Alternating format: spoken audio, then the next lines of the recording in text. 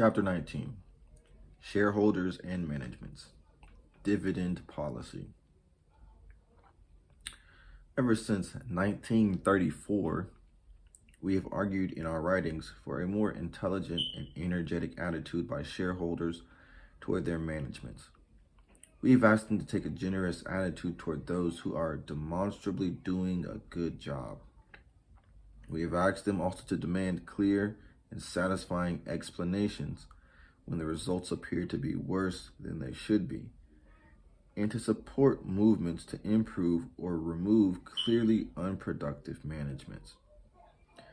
Shareholders are justified in raising questions as to the competence of the management when the results, 1, are unsatisfactory in themselves, 2, are poorer than those obtained by other companies that appear similarly situated, and 3, have resulted in an unsatisfactory market price of long duration.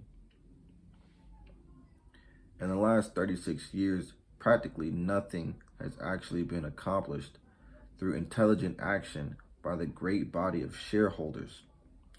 A sensible crusader, if there are any such, would take this as a sign that he has been wasting his time and that he had better give up the fight.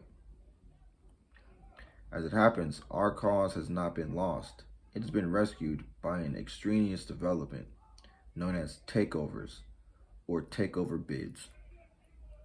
We said in Chapter 8 that poor management produce poor market prices. The low market prices, in turn, attract the attention of companies interested in diversifying their operations, and these are now legion. Innumerable such acquisitions have been accomplished by agreement with the existing managements, or else by accumulation of shares in the market and by offers made over the head of those in control. The price bid has usually been within the range of the value of the enterprise under reasonably competent management. Hence, in many cases, the inert public shareholder has been bailed out by the actions of outsiders who at times may be enterprising individuals or groups acting on their own. It can be stated as a rule, with very few exceptions, that poor managements are not changed by action of the public stockholders, but only by the assertion of control by an individual or compact group. This is happening often enough these days to put the management, including the board of directors of a typical publicly controlled company, on notice that if its operating results and the resulting market price are highly unsatisfactory, it may become the target of a successful takeover move. As a consequence, boards of directors have probably become more alive than previously to their fundamental duty to see that their company has a satisfactory top management. Many more changes of presidents have been seen in recent years than formerly.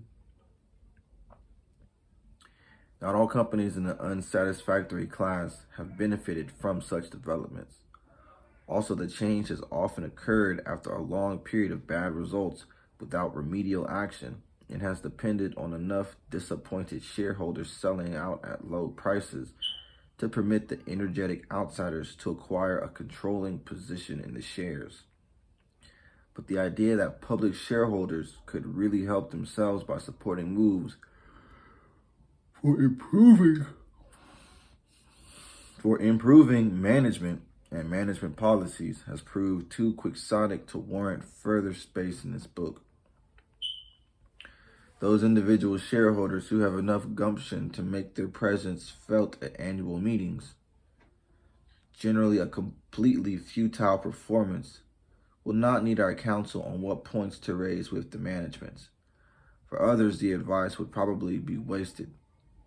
Nevertheless, let us close this section with the plea that shareholders consider with an open mind and with careful attention any proxy material sent them by fellow shareholders who want to remedy an obviously unsatisfactory management situation in the company.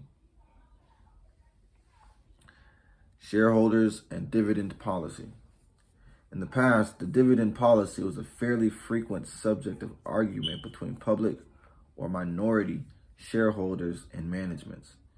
In general, these shareholders wanted more liberal dividends, while the managements preferred to keep the earnings in the business to strengthen the company.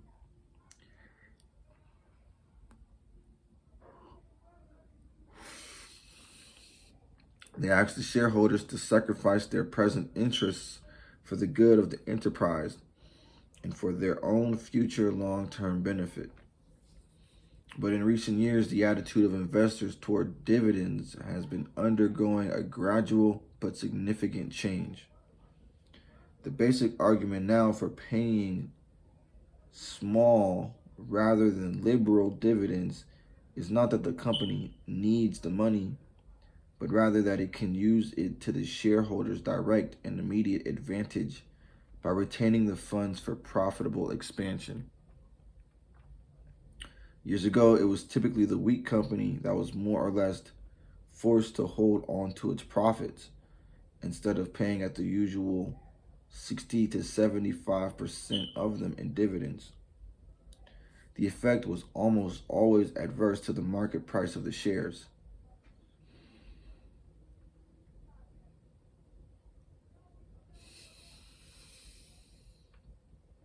Nowadays, it is quite likely to be a strong and growing enterprise that deliberately keeps down its dividend payments with the approval of investors and speculators alike. There was always a strong theoretical case for reinvesting profits in the business where such retention could be counted on to produce a goodly increase in earnings. But there were several strong counter-arguments, such as the profits belong to the shareholders, and they are entitled to have them paid out within the limits of prudent management. Many of the shareholders need their dividend income to live on. The earnings they receive in dividends are real money, while those retained in the company may or may not show up later as tangible values for the shareholders. These counter-arguments were so compelling, in fact, that the stock market showed a persistent bias in favor of the liberal dividend payers as against the companies that paid no dividends or relatively small ones. In the last 20 years, the profitable reinvestment theory has been gaining ground. The better the past record of growth, the readier investors and speculators have become to accept a low payout policy. So much as it's true that in many cases of growth favorites, the dividend rate, or even the absence of any dividend, has seemed to have virtually no effect on the market price.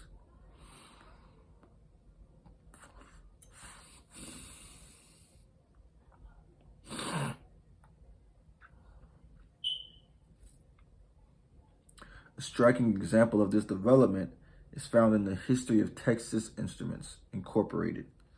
The price of its common stock rose from $5 in 1953 to $256 in 1960, while earnings were advancing from 43 cents to $3.91 per share, and while no dividend of any kind was paid. In 1962, cash dividends were initiated, but by that year, the earnings had fallen to $2.14, and the price had shown a spectacular drop to a low of 49. Another extreme illustration is provided by Superior Oil. In 1948, the company reported earnings of $35.26 per share, paid $3 in dividends,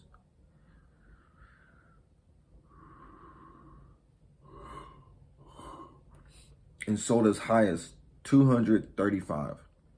In 1953, the dividend was reduced to $1, but the high price was $660. In 1957, it paid no dividend at all and sold at $2,000.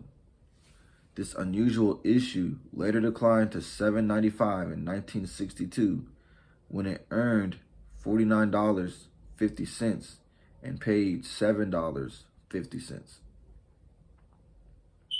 Investment sentiment is far from crystallized in this matter of dividend policy of growth companies. The conflicting views are well illustrated by the cases of two of our very largest corporations, American Telephone and Telegraph and International Business Machines. American Telephone and Telegraph came to be regarded as an issue with good growth possibilities, as shown by the fact that in 1961, it sold at 25 times that year's earnings. Nevertheless, the company's cash dividend policy has remained an investment and speculative consideration of first importance.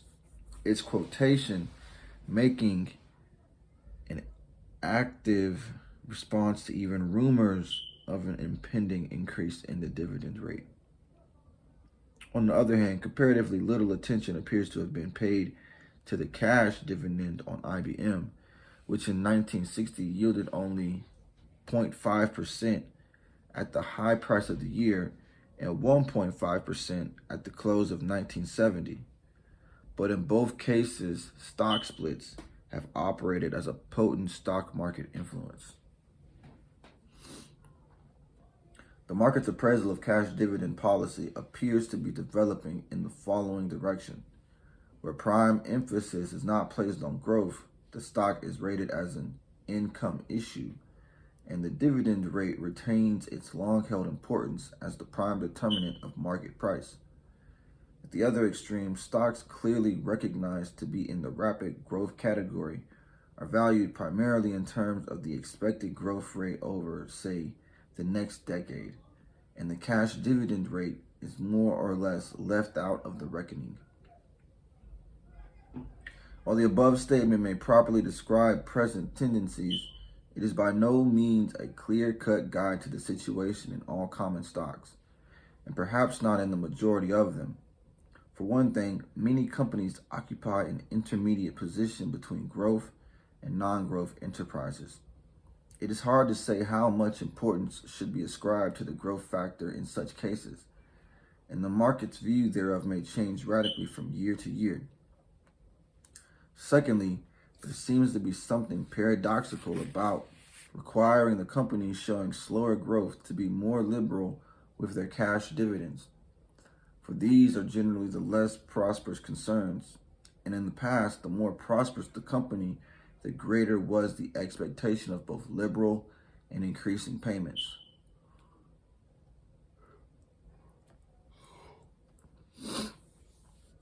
It is our belief that shareholders should demand of their managements either a normal payout of earnings on the order, say, of 2/3, or else a clear-cut demonstration that the reinvested profits have produced a satisfactory increase in per-share earnings. Such a demonstration could ordinarily be made in the case of a recognized growth company, but in many other cases, a low payout is clearly the cause of an average market price that is below fair value, and here the shareholders have every right to inquire and probably to complain. A niggardly policy has often been imposed on a company because its financial position is relatively weak, and it has needed all or most of its earnings, plus depreciation charges, to pay debts and bolster its working capital position.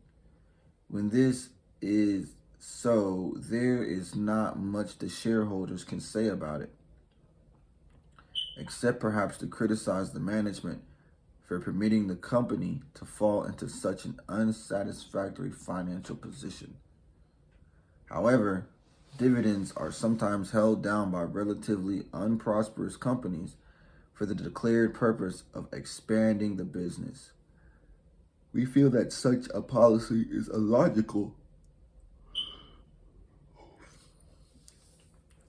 on its face and should require both a complete explanation and a convincing defense before the shareholders should accept it. In terms of the past record, there is no reason a priori to believe that the owners will benefit from expansion moves undertaken with their money by a business showing mediocre results and continuing its old management. Stock dividends and stock splits. It is important that investors understand the essential difference between a stock dividend, properly so called, and a stock split. The later represents a restatement of the common stock structure, in a typical case by issuing 2 or 3 shares for one. The new shares are not related to specific earnings reinvested in a specific past period. Its purpose is to establish a lower market price for the single shares, presumably because such lower price range would be more acceptable to old and new shareholders. A stock split may be carried out by what technically may be called a stock dividend, which involves a transfer of sums from earned surplus to capital account, or else by a change in par value, which does not affect the surplus account. What we shall call a proper stock dividend is one that is paid to shareholders to give them a tangible evidence or representation of specific earnings which have been reinvested in the business for their account over some relatively short period in the recent past. Say not more than the 2 preceding years. It is now approved practice to value such a stock dividend at the approximate value at the time of declaration, and a transfer in amount equal to such value from earned surplus to capital accounts. Thus, the amount of a typical stock dividend is relatively small, in most cases not more than 5%. In essence, a stock dividend of this sort has the same overall effect as the payment of an equivalent amount of cash out of earnings when accompanied by the sale of additional shares of like total value to the shareholders. However, a straight stock dividend has an important tax advantage over the otherwise equivalent combination of cash dividends with stock subscription rights, which is the almost standard practice for public utility companies. The New York Stock Exchange has set the figure of 25% as a practical dividing line between stock splits and stock dividends. Those of 25% or more need not be accompanied by the transfer of their market value from earned surplus to capital and so forth.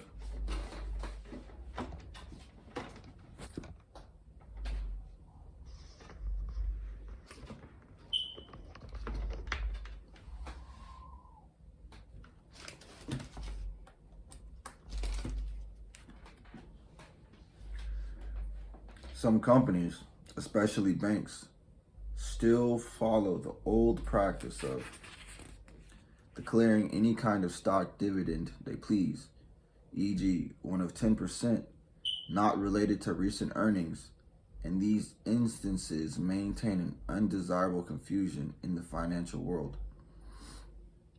We have long been a strong advocate of a systematic and clearly enunciated policy with respect to the payment of cash and stock dividends.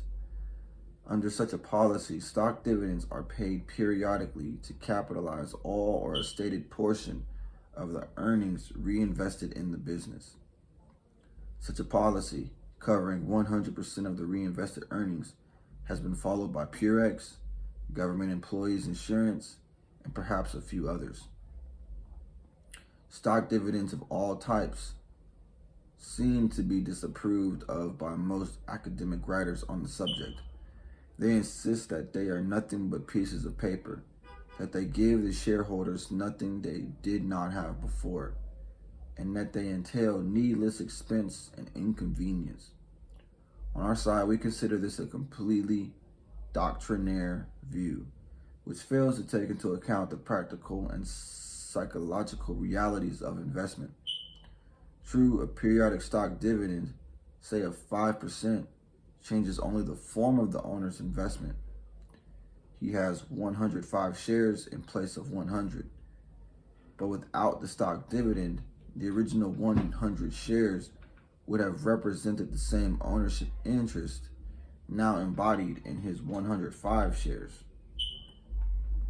Nonetheless, the change of form is actually one of real importance and value to him. If he wishes to cash in his share of the reinvested profits, he can do so by selling the new certificate sent him, instead of having to break up his original certificate. He can count on receiving the same cash dividend rate on 105 shares as formerly on his 100 shares. A 5% rise in the cash dividend rate without the stock dividend would not be nearly as probable. The advantages of a periodic stock dividend policy are most evident when it is compared with the usual practices of the public utility companies of paying liberal cash dividends and then taking back a good part of this money from the shareholders by selling them additional stock through subscription rights. As we mentioned above, the shareholders would find themselves in exactly the same position if they received stock dividends in lieu of the popular combination of cash dividends followed by stock subscriptions, except that they would save the income tax otherwise paid on the cash dividends. Those who need or wish the maximum annual cash income with no additional stock can get this result by selling their stock dividends in the same way as they sell their subscription rights under present practice. The aggregate amount of income tax that could be saved by substituting stock dividends for the present stock dividends plus subscription rights combination is enormous. We urge that this change be made by the public utilities, despite its adverse effect on the U.S. Treasury, because we are convinced that it is completely inequitable to impose a second personal income tax on earnings which are not really received by the shareholders, since the companies take the same money back through sales of stock. Efficient corporations continually modernize their facilities, their products, their bookkeeping, their management training programs, their employee relations. It is high time they thought about modernizing their major financial practices, not the least important of which is their dividend policy. Commentary on Chapter 19. The most dangerous untruths are truths slightly distorted. G.C. Lichtenberg. Why did Graham throw in the towel?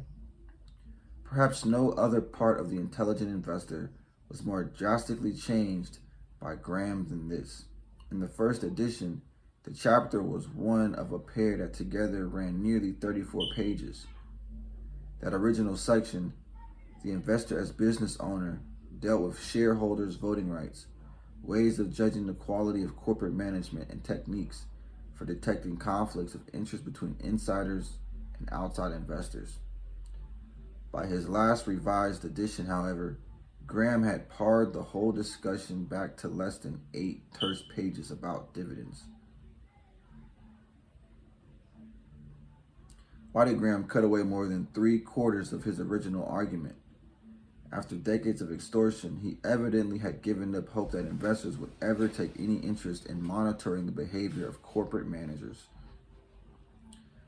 But the latest epidemic of scandal, allegations of managerial misbehavior, shady accounting, or tax maneuvers at major firms like AOL, Enron, Global Crossing, Sprint, Tyco, and WorldCom is a stark reminder that Graham's earlier warnings about the need for eternal vigilance are more vital than ever. Let's bring them back and discuss them in light of today's events. Theory versus practice.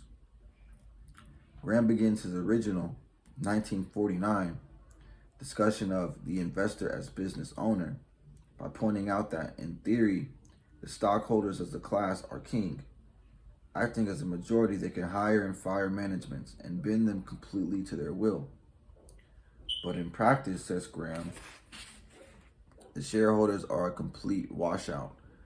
As a class, they show neither the intelligence nor alertness.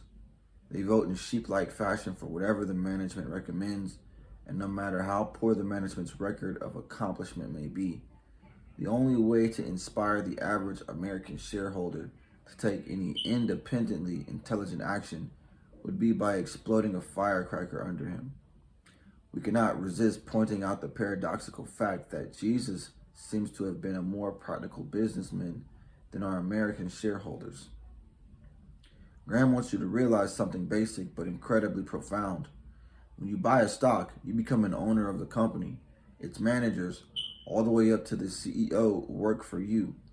Its board of directors must answer to you. Its cash belongs to you. Its businesses are your property. If you don't like how your company is being managed, you have the right to demand that the managers be fired, the directors be changed, or the property be sold. Stockholders, declares Graham, should wake up. The intelligent owner. Today's investors have forgotten Graham's message. They put most of their effort into buying a stock, a little into selling it, but none into owning it. Certainly, Graham reminds us that there is just as much reason to exercise care and judgment in being as in becoming a stockholder. So how should you, as an intelligent investor, go about being an intelligent owner? Graham starts by telling us that there are just two basic questions to which stockholders should turn their attention. 1. Is the management reasonably efficient? 2. Are the interests of the average outside shareholder receiving proper recognition? You should judge the efficiency of management by comparing each company's profitability, size, and competitiveness against similar firms in its industry. What if you conclude that the managers are no good? Then, urges Graham, a few of the more substantial stockholders should become convinced that a change is needed and should be willing to work toward that end. Second, the rank and file of the stockholders should be open-minded enough to read the proxy material and to weigh the arguments on both sides.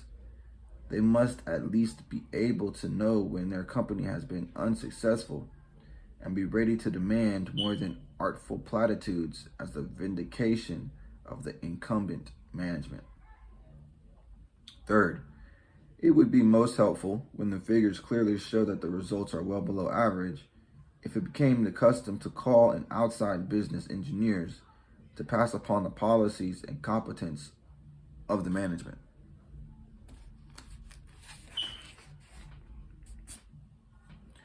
The Enron end run. Back in 1999, Enron Corp ranked 7th on the Fortune 500 list of America's top companies. Energy giants' revenues, assets, and earnings were all rising like rockets. But what if an investor had ignored the glamour and glittering numbers and had simply put Enron's 1999 proxy statement under the microscope of common sense?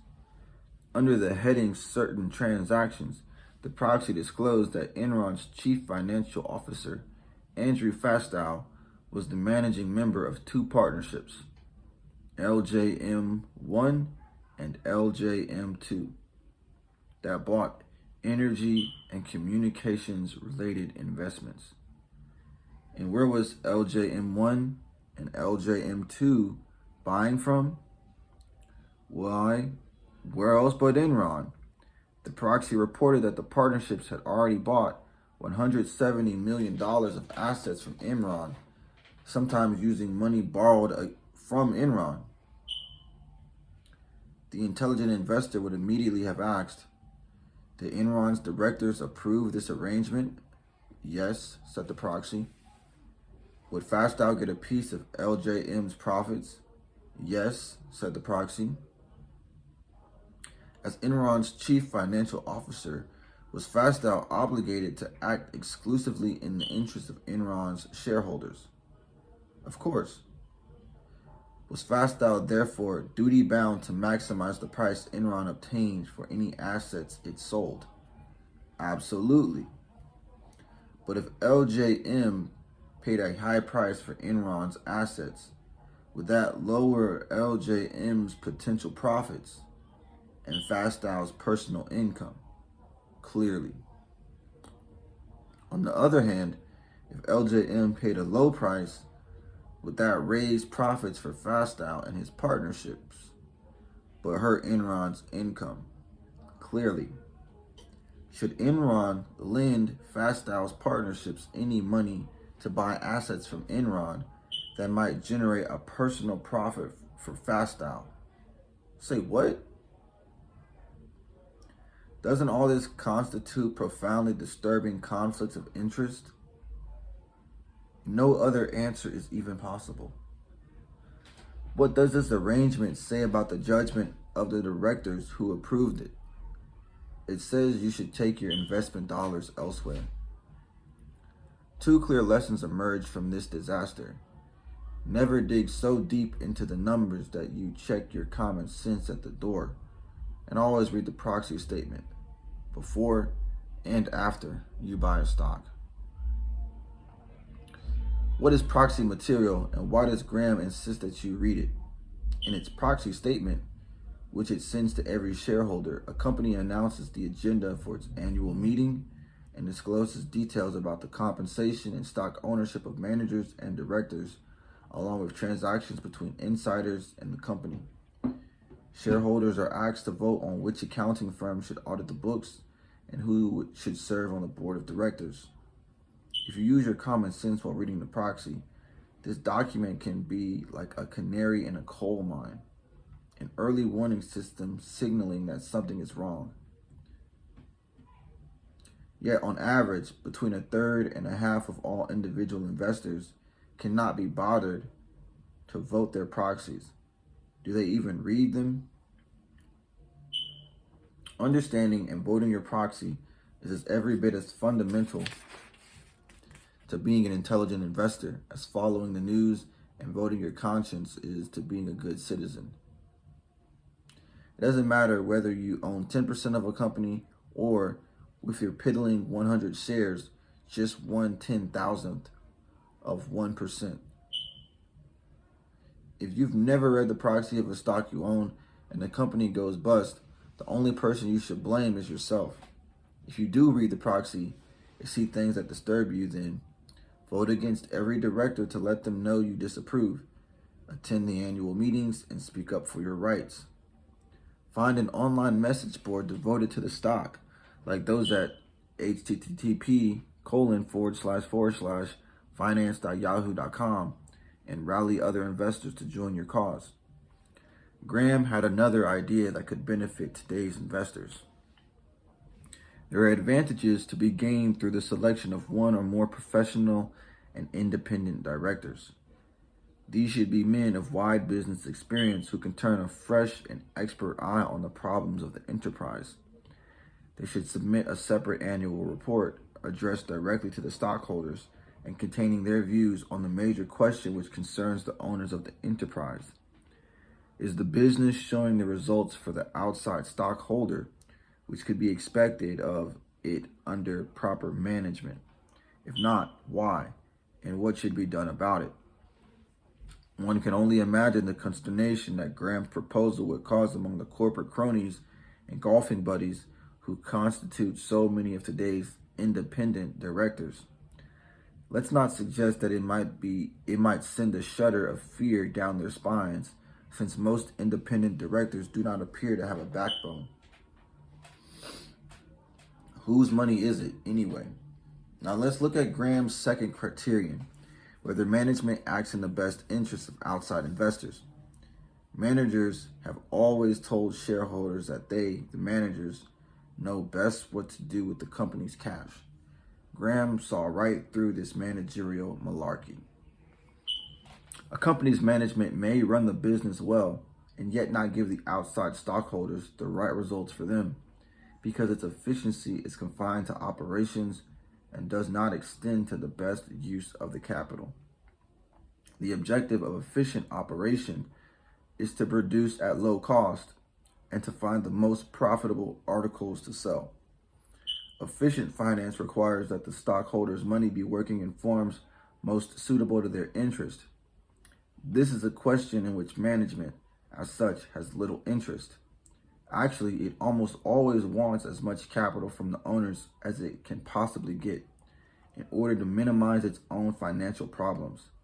Thus, the typical management will operate with more capital than necessary if the stockholders permit it, which they often do. In the late 1990s and into the early 2000s, the managements of leading technology companies took this "daddy knows best" attitude to new extremes.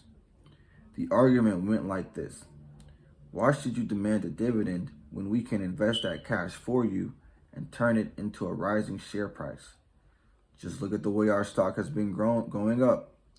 Doesn't that prove that we can turn your pennies into dollars better than you can? Incredibly, investors fell for it hook, line, and sinker. Daddy knows best became such gospel that by 1999, only 3.7% of the companies that first sold their stock to the public that year paid a dividend, down from an average of 72.1% of all IPOs in the 1960s. Just look at how the percentage of companies paying dividends shown in the dark area has withered away.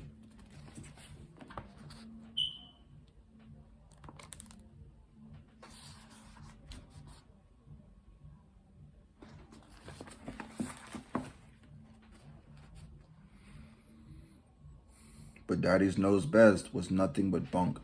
While some companies put their cash to good use, many more fell into two other categories: those that simply wasted it and those that piled it up far faster than they could possibly spend it. In the first group, Priceline.com wrote off $67 million in losses in 2000 after launching goofy ventures into groceries and gasoline, while Amazon.com destroyed at least $233 million of its shareholders' wealth by investing in dot bombs like Webvan and Ashford.com. And the two biggest losses so far on record, JDS Uniphase's $56 billion in 2001 and AOL Time Warner's $99 billion in 2002, occurred after companies chose not to pay dividends, but to merge with other firms at a time when their shares were obscenely overvalued. In the second group, consider that by late 2001, Oracle Corp had piled up $5 billion in cash. Cisco Systems had hoarded at least $7.5 billion. Microsoft had amassed a mountain of cash, $38.2 billion high, and rising by an average of more than $2 million per hour. Just how rainy a day was Bill Gates expecting anyway? So the anecdotal evidence clearly shows that many companies don't know how to turn excess cash into extra revenues. What does the statistical evidence tell us? Research by money managers Robert Arnault and Clifford Asness found that when current dividends are low, future corporate earnings also turn out to be low. And when current dividends are high, so are future earnings. Over 10-year periods, the average rate of earnings growth was 3.9 points greater when dividends were high than when they were low. Columbia accounting professors Doran Nissim and Amir Ziv found that companies that raise their dividend not only have better stock returns, but that dividend increases are associated with higher future profitability for at least 4 years after the dividend change. In short, most managers are wrong when they say they can put your cash to better use than you can. Paying out a dividend does not guarantee great results, but it does improve the return of the typical stock by yanking at least some cash out of the manager's hands before they can either squander it or squirrel it away. Selling low, buying high.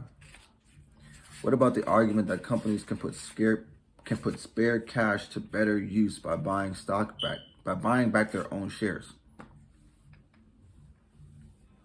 What about the argument that companies can put spare cash to better use by buying back their own shares? When a company repurchases some of its stock, that reduces the number of its shares outstanding. Even if its net income stays flat, the company's earnings per share will rise, since its total earnings will be spread across fewer shares. That in turn should lift the stock price. Better yet, unlike a dividend, a buyback is tax-free to investors who don't sell their shares. Thus, it increases the value of their stock without raising their tax bill. And if the shares are cheap, then spending spare cash to repurchase them is an excellent use of the company's capital. All this is true in theory. Unfortunately, in the real world, stock buybacks have come to serve a purpose that could only be described as sinister. Now that grants of stock options have become such a large part of executive compensation, many companies, especially in high-tech industries, must issue hundreds of millions of shares to give to the managers who exercise these stock options. But that would jack up the number of shares outstanding and shrink earnings per share. To counteract that dilution, the companies must turn right back around and repurchase millions of shares in the open market. By 2000, companies were spending an astounding 41.8% of their total net income to repurchase their own shares, up from 4.8% in 1980. Let's look at Oracle Corp, the software giant. Between June 1st, 1999 and May 31st, 2000, Oracle issued 101 million shares of common stock to its senior executives and another 26 million to employees at a cost of $484 million. Meanwhile, to keep the exercise of earlier stock options from diluting its earnings per share, Oracle spent $5.3 billion, or 52% of its total revenues that year, to buy back 290.7 million shares of stock. Oracle issued the stock to insiders at an average price of $3.53 per share and repurchased it at an average price of $18.26.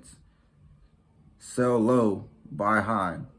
Is this any way to enhance shareholder value? By 2002, Oracle stock had fallen to less than half its peak in 2000. Now that its shares were cheaper, did Oracle hasten to buy back more stock? Between June 1st, 2001 and May 31st, 2002, Oracle cut its repurchases to $2.8 billion. Apparently because its executives and employees exercised fewer options that year. The same sell low, buy high pattern is evident at dozens of other technology companies. What's going on here? Two surprising factors are at work. Companies get a tax break when executives and employees exercise stock options, which the IRS considers a compensation expense to the company. In its fiscal years from 2000 through 2002, for example, Oracle reaped $1.69 billion in tax benefits as insiders cashed in on options. Sprint Corp pocketed $678 million in tax benefits as its executives and employees locked in $1.9 billion in options profits in 1999 and 2000. A senior executive heavily compensated with stock options has a vested interest in favoring stock buybacks over dividends. Why? For technical reasons, options increase in value as the price fluctuations of a stock grow more extreme. But dividends dampen the volatility of a stock's price. So if the managers increase the dividend, they would lower the value of their own stock options. No wonder CEOs would much rather buy back stock than pay dividends, regardless of how overvalued the shares may be or how drastically they may waste the resources of the outside shareholders. Keeping their options open. Finally, drowsy investors have given their companies free rein to overpay executives in ways that are simply unconscionable. In 1997, Steve Jobs, the co-founder of Apple Computer, Inc., returned to the company as its interim chief executive officer. Already a wealthy man, Jobs insisted on taking a cash salary of $1 per year. At year-end 1999, to thank Jobs for serving as CEO for the previous 2.5 years without compensation, the board presented him with his very own Gulfstream jet at a cost to the company of a mere $90. The board presented him with his very own Gulfstream jet at a cost to the company of a mere $90 million. The next month, Jobs agreed to drop interim from his job title, and the board rewarded him with options on 20 million shares. Until then, Jobs had held a grand total of 2 shares of Apple stock. The principle behind such option grants is to align the interests of managers with outside investors. If you are an outside Apple shareholder, you want its managers to be rewarded only if Apple stock earns superior returns. Nothing else could possibly be fair to you and the other owners of the company. But as John Bogle, former chairman of the Vanguard Funds, points out, nearly all managers sell the stock they receive immediately after exercising their options. How could dumping millions of shares for an instant profit possibly align their interests with those of the company's loyal long-term shareholders?